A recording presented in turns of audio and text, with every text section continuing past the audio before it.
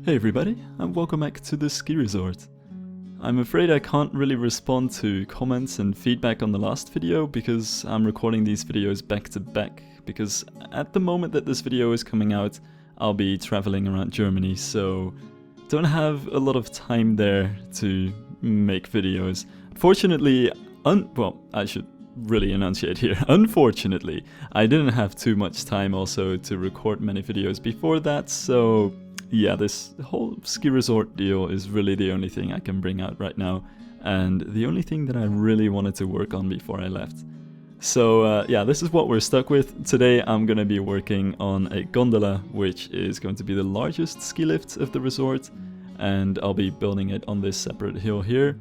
But this will also really make up the bulk of the resort as well. I don't want to make a really large resort. This will just be a small one with a few lifts to get the general gist of a ski resort out there and, you know, experiment a bit with the different things that come to making a ski resort. So I want to have a chairlift and a gondola and restaurants and all kinds of other facilities, but really I don't want to go too far with it because at some point it also all just kind of becomes the same, and I don't want to do the same thing over and over again.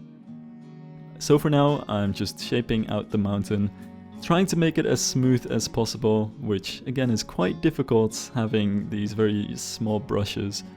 So something that I ended up doing mostly was using the flatten to a certain terrain tool. I'm not exactly sure what it was called again, but I used that to shape out the general shape of the mountain, and then using the raise and lower terrain tools to soften the edges of that, and after that just basically keep raising and lowering certain patches of terrain whenever there was a bump or a little hole until it was more or less as smooth as possible, and after that just take the smooth function, make it as big as strong as possible, and go over all of the terraforming as long as you can until it all looks smooth enough. You might actually notice me like over here changing the time of day, and I basically just did this to check the shadows and make the bumps and holes a little bit more noticeable, because it can be quite hard to notice, especially with the snow texture being as white and you know, very simple as it is. It can be very difficult to notice the different shapes of the terraforming, so sometimes changing the time of day can really help with terraforming there. Eventually I felt it was smooth enough, so at this point I started actually building the gondola, and very typically you'll find that gondolas are some of the longest ski lifts, and as far as, well, my personal reasoning behind this goes is that it's probably because when you get into a gondola, as a skier at the very least, you need to take off your skis and put them somewhere on the outside or the inside of the gondola, depending on what kind of model it is. Whereas with the chairlifts, you can just step in there and sit on a chair and keep your skis at your feet, which is quite a significant difference, because it means that getting into a gondola and getting out of it takes a bit of time. You need to get off your skis, and once you're at the top of the gondola, you need to get on them again. It can sometimes be a bit of a hassle, whereas at a chairlift you just get in and get out with no hassle whatsoever. Of course, there are other people on the slopes as well. Snowboarders, I think, have quite an easier time with gondolas actually, because chairlifts really aren't made for snowboarders, so getting a snowboard to fit comfortably on a chairlift, especially when it's one of those Doppelmayr Skippy chairlifts, apparently, I think that's what they're called. Sometimes you have these chairlifts which don't have the supports for your feet underneath the chairs, and this is something I think you'll mostly find at 10 or 8-seater chairlifts, and especially on easy beginner slopes, but it's something. So there are definitely advantages and disadvantages to using different kind of ski lifts. For a lot of people though, the worst are absolutely the T-bar ski lifts. That's definitely the case for me. I was always really bad at even going in them and trying to stay upright, because in these kinds of lifts you actually stay on the ground with your feet and something drags you along, which is typically a T-bar, but there are some other shapes and variations of this design as well. But yeah, those are absolutely annoying. I'm not a really big fan, but many of them are also a bit older, and you'll typically see them being replaced by chairlifts or gondolas nowadays. In any case, the whole idea behind this rent was that I chose to have a gondola here because this is the longest stretch of any ski lift in the area, and I wanted to have a gondola here. Not to mention that they do add a bit of comfort as well, especially when it's really cold. Then gondolas are a bit more comfy. You can actually sit down and take off your clothes. Not all of them, of course, but you know, wind down for a little bit, whereas in a chairlift you'll still be exposed to the elements. And I do remember quite a few times, if it was especially cold in a chairlift, you're basically sitting there in the middle of the freezing wind, and in a gondola you're a bit more sheltered. So there are just ups and downs to everything. But yeah, I basically just added all of the details to the gondola again, like the extra frames, the letters, and all of that stuff. I finally decided to paint the gondola cabins blue, which is a color that I personally like.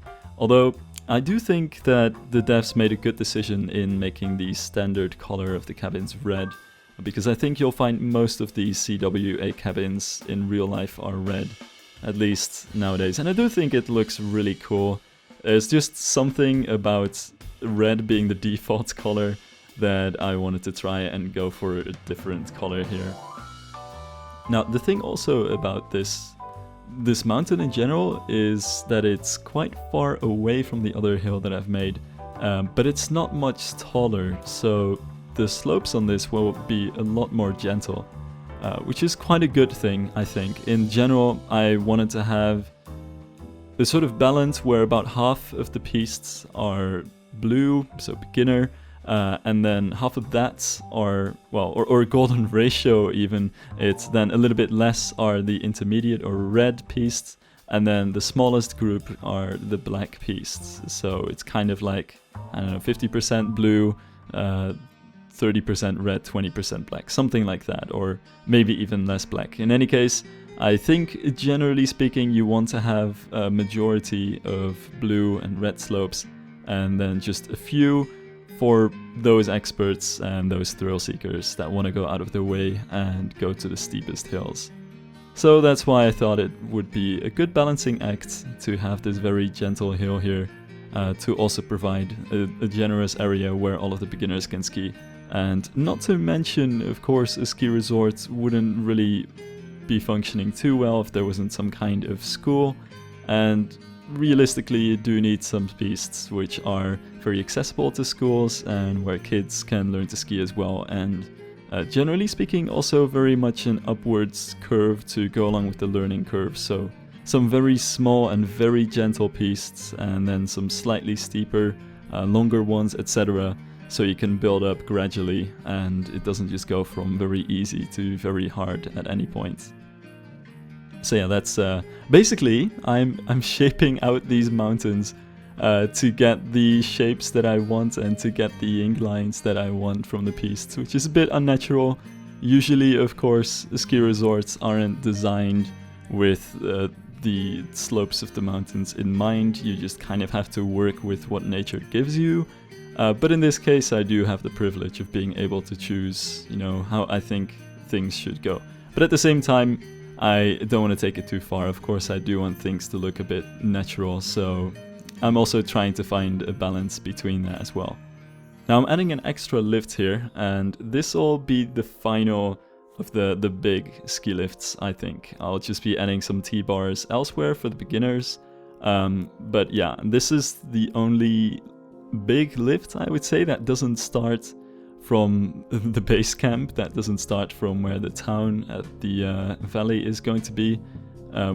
And I think there's a decent point to having this here, because it more or less starts at the point where this hill becomes a bit more steep.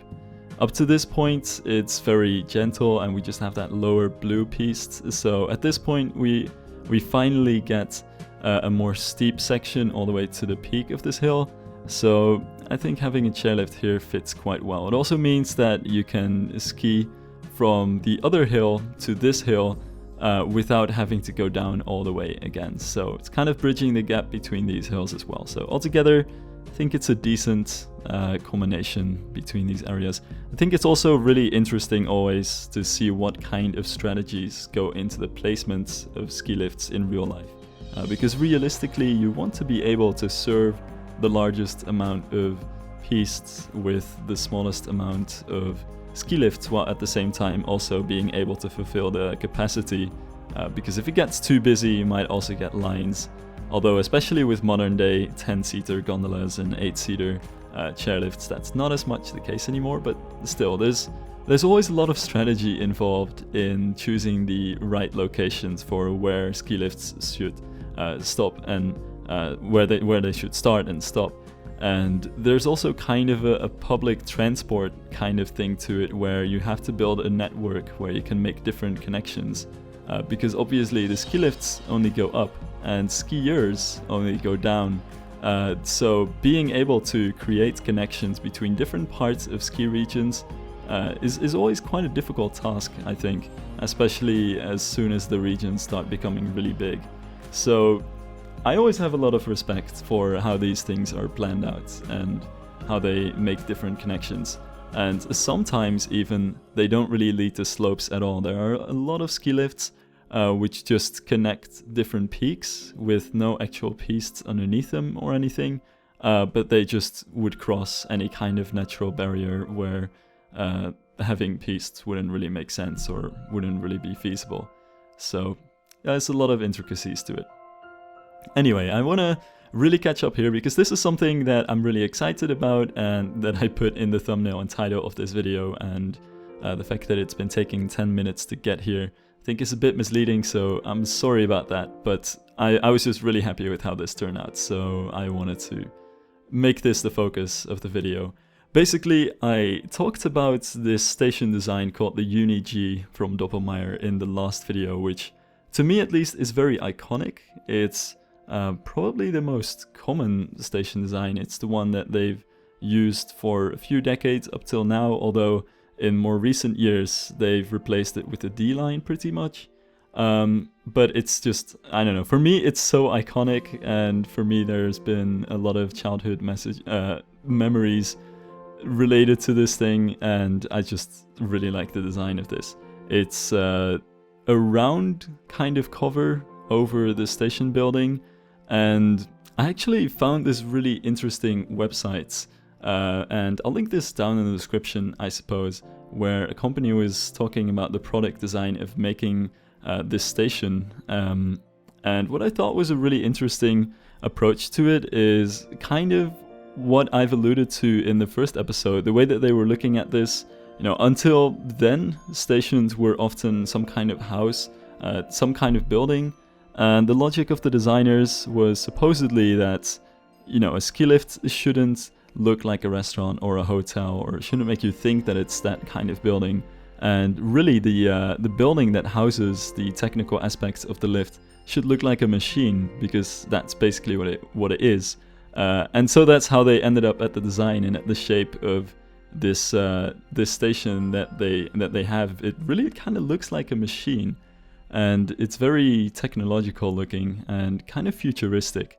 So yeah, that's why I really like it. I like the sleek glass curves on the side and the window in the middle, which can open, which honestly looks pretty cool. So that's basically what I've pretty much recreated at this point, and there's not a lot I can say about that really.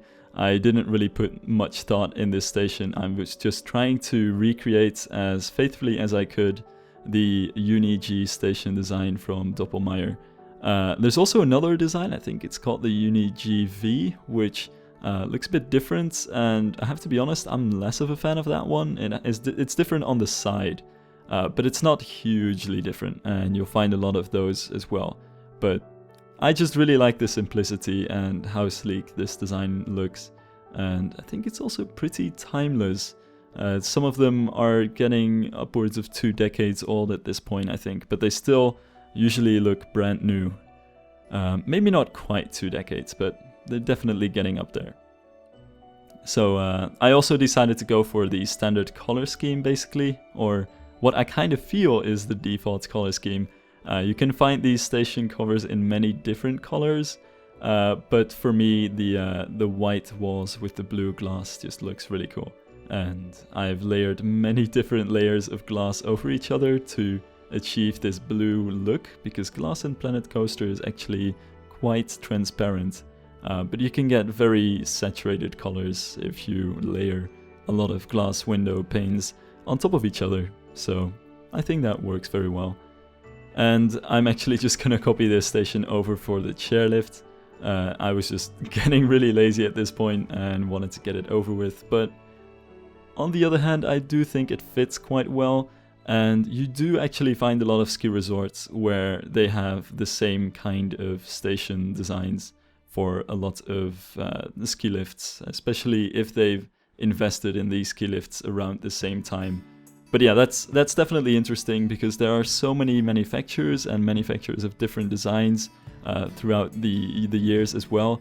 So going to the average ski resort, you'll find a lot of different designs for stations, and even the cars, etc. as well. I've mentioned, for instance, that these are all Doppelmayr chairlifts and gondolas that I've built so far, but there's also two other companies, although you could kind of see them sort of as one as well, Leitner and Poma, which are both owned by the same company, but generally they look very similar. But yeah, these two are basically the two biggest manufacturers in the ski lifts industry, I would say. Doppelmayr versus Leitner Poma. Although Doppelmayr is technically also called Doppelmayr Garaventa, because they also merged at some point. So yeah, technically speaking, I think the biggest ski lift manufacturers are Doppelmayr Garaventa and Leitner and Poma, which really makes it kind of a duopoly, because these are really just about the only competitors for each other. I think there are definitely a lot of other manufacturers, and I do have a very Eurocentric view on this, because in Japan, for instance, you'll find a lot of ski lifts made by Nippon Cable, and there are just different manufacturers also in different areas of the world. But especially in Europe and America, I think these two companies pretty much rule everything nowadays. But you can quite easily tell the gondolas from Leitner or Poma apart from each other, because they both use different cabins. Their cabins are a bit edgier. They don't have this rounded look on the side as the cabins of CWA, of Doppelmayr Garaventa do, and that we have in Planet Coaster. I believe that the Skyway in Alton Towers is a Leitner or Poma, because that has the same kind of gondola design. So that's just one of the things where you can recognize the differences between manufacturers. Also in the stations, you won't find a UNIG station, so this kind of station as I have here on the Leitner or Poma gondolas or chairlifts as well. So there are just all these differences. It's interesting to consider how we got to this point though, because it used to be the case that there were many different manufacturers, and I think for a lot of it, it was just acquisitions of Leitner, or of Poma by Leitner, for instance, but also apparently Doppelmayr has pretty much merged with everything ever and acquired all kinds of smaller companies. So eventually we just ended up in a situation where these two are leading. And among the biggest enthusiasts, there's probably also always the question of which one is better. Personally, I find the look of the Doppelmayr ski lifts nicer, but this is just a completely subjective thing, and I know there are quite a few people who like Leitner Poma lifts as well. But when it comes to comfort, I think nowadays they're both just really comfortable. Many of the new lifts are all detached, which means that they're all really fast and very comfy, with soft seats and sometimes even heated seats nowadays, which if you ask me is a bit too much almost. I don't know. I'm not entirely sure how I feel about the heated seats. Unless it's really cold, then it's quite nice. But if it's already a sunny day and it's like a few degrees above zero, I'm not sure how much I like sitting down on a warm chair. Not to mention just I don't know, the general implication of sitting down somewhere and feeling that it's warm is just something unnerving about it. But yeah, technology keeps getting better and much more interesting. And I should really give a shout out to the YouTube channel of Doppelmayr at this point, because they do have a YouTube channel and it's pretty much just the business advertisements and all kinds of product reels. But I think it's really interesting, and if you're interested in the technology, you can find some really interesting clips there. So I'll link that down in the description as well. It's pretty cool to check out, and every now and then I just find myself going back there to see what they're doing, especially kind of the urbanist in me, because there's also kind of a rising discussion about using cableways as public transport networks, which has been done quite a few times in South America now. And it's a really interesting development, and it's really cool to see how it can overcome some of the challenges that other public transport options can't really meet. But yeah, that is going way off topic. At this point, I've basically shaped out all of the pistes of this area. We have this very wide area, which is going to be the blue slope, which is very gentle, very wide, giving a lot of space to probably the most busy piste of the area, because everybody will be able to ski a beginner piste, but only the experts will be able to ski on the advanced ones. So I do want to make sure that the beginner pistes are very wide and have the largest capacity. And then on the side we just have a red one with the chairlift on the side as well. So for those people who are into that, they can stick to that section. But this is also actually the largest piste that you can ski and the largest run that you can do without having to go back up a lift. And I think it's quite important to have one area where you can just keep skiing from top to bottom without having to hit a single lift. And for me personally, I always like being able to cover very large distances before you need to take off your skis or get up into a chairlift again. Anyway, that'll be it for this episode. Thank you guys for watching, and I hope to see you guys in the next episode, in which I'll be building some of those terrible ski lifts that I'm not a huge fan of, but I think we'll need anyway for realism's sake. And also, I'll be adding a bit more detail to the lifts that I've worked on in this episode, and maybe even start on some simple restaurants or something like that. We'll see. Anyway, bye guys.